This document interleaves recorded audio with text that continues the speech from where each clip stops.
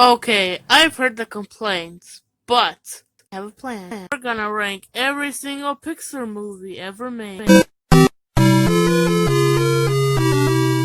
Soul is the worst Pixar movie ever made, and also the worst film of 2020. And you guys are so dumb, thinking it's brilliant and amazing. Well, guess what? The voice acting is terrible, the story is generic, and nothing makes any sense whatsoever. It's so awful, I can't even explain anything about it. It's also one of the worst films ever made. God, the music is terrible. I literally throw up my ears out. They make fun of black people at one point, and they say racism is good. It's so disgusting. So yeah, Soul's the worst Pixar movie. Hopefully the other films go great. Now here's the ones that aren't offensive at all. Finding Dory is the sequel to Finding Nemo, and guess what? It's not as big, but it's more emotional, because Dory's the main character and she needs to find her parents. Wholesome stuff, and it's really cute. Bugs Life was Pixar's second animated feature, and guess what? It's nice, and it's better than Finding Dory. So, I guess 7 out of 10. No wait, 8 out of 10. Yeah. Good Dinosaur is a really amazing movie. God, the visuals are so good. The animation sparks fire, but the story is kinda, topsy-turvy. You know what? I like it. Cars 2 is a good Pixar movie, and it's even better than Soul, but the weirdest thing about it is that it's the weakest of the Cars trilogy. Yeah, Cars 1 and Cars 3 are the best, but this one's the weakest, but hey, it's still pretty good, and it's kinda different from all the rest. WALL-E is okay.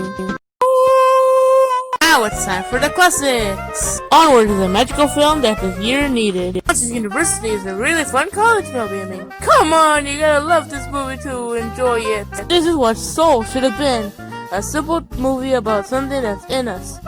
In this movie, it's about our emotions and how we deal with them, especially with depression, anger, and anxiety. The Toy Story franchise in general is really amazing. They tackle stuff like, how can you be there for someone? And there's also people, delivered by toys that don't want to be, with people, either for good or bad intentions. And one of the best villains they ever had was Stinky Pete, who was voiced by Kelsey Grammer, aka Sideshow Bob. This is a really good movie about a mother who is struggling with her daughter. And you know what? That's relatable. The daughter turns her mom to a bear. Now here's another classic, Coco. And you know what?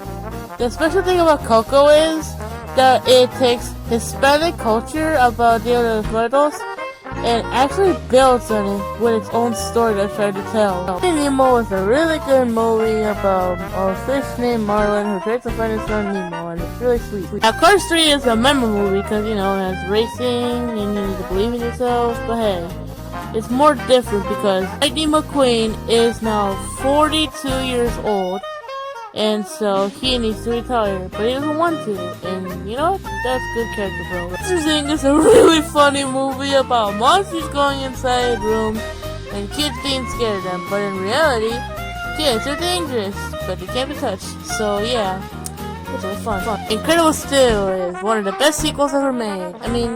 It's like the number 8, but everything it does kind of recaps everything with a nice bow, Kind of a recap, but it does more and not less. And guess what, guys? We're not even done yet, so stay tuned.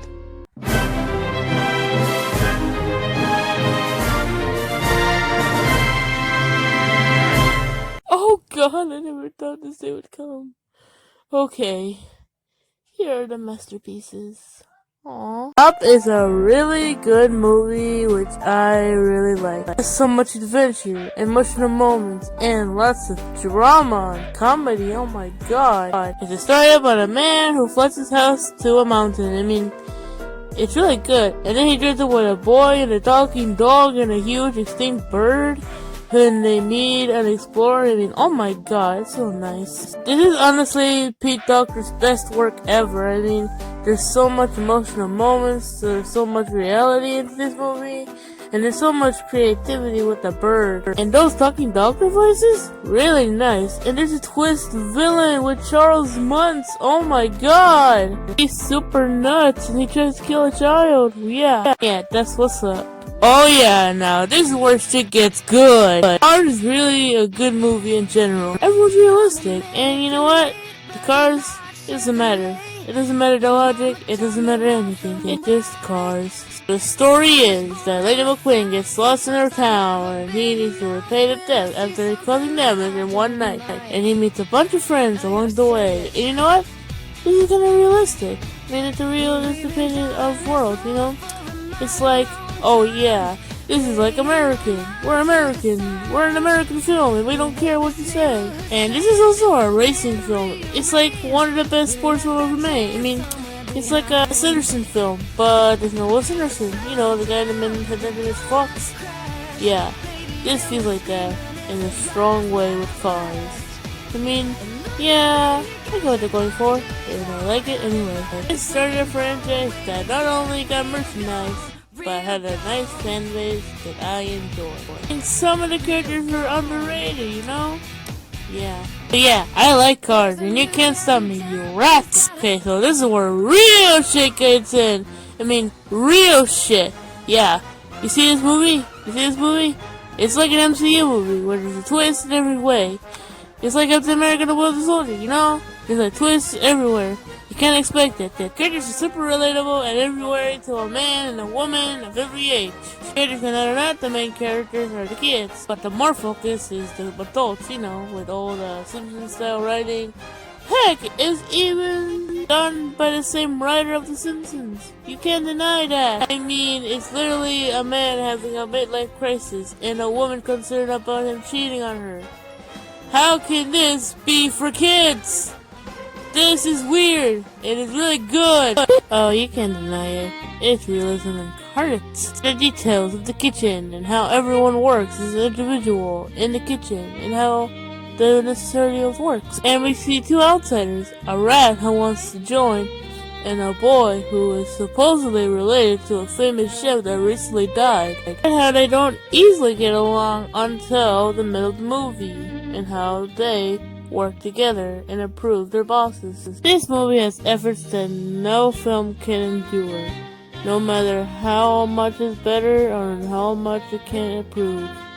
This movie, these characters are relatable.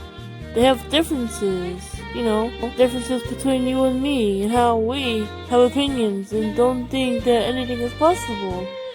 But it can't be farther than the truth. The truth is, we can show our efforts no matter how small we are. No matter where we come from, no matter where we are, we can show our efforts anywhere. That's what Ratatouille comes from. And that's really what this movie accomplishes. It tells us, it doesn't matter what you are. What matters is, you have talent and you are special. It has really strong comedy and really strong action. And you know what? I agree with everything this movie has. You know what? It really doesn't matter anymore. Pixar is a great company that makes great films. It doesn't have to be garbage. It has to be special, you know, unique and different. Oh, I enjoy all the films that they made. Because the shit that doesn't agree with anything. We can all agree that Pixar will try again this year with a new film. And maybe, who knows? They might have a crossover movies with all their characters. Or, you know, it might not come true, but hey, Pixar is unique and special. We give all the dedication to the animators, directors, and producers of these great films. I mean, they did come out of Lucasfilm after all, who was the guy that made Star Wars, so yeah. But all this technology didn't exist, then we wouldn't have beautiful characters. So yeah, we give our dedication to Pixar, and hopefully they make better films in the future. Goodbye, guys.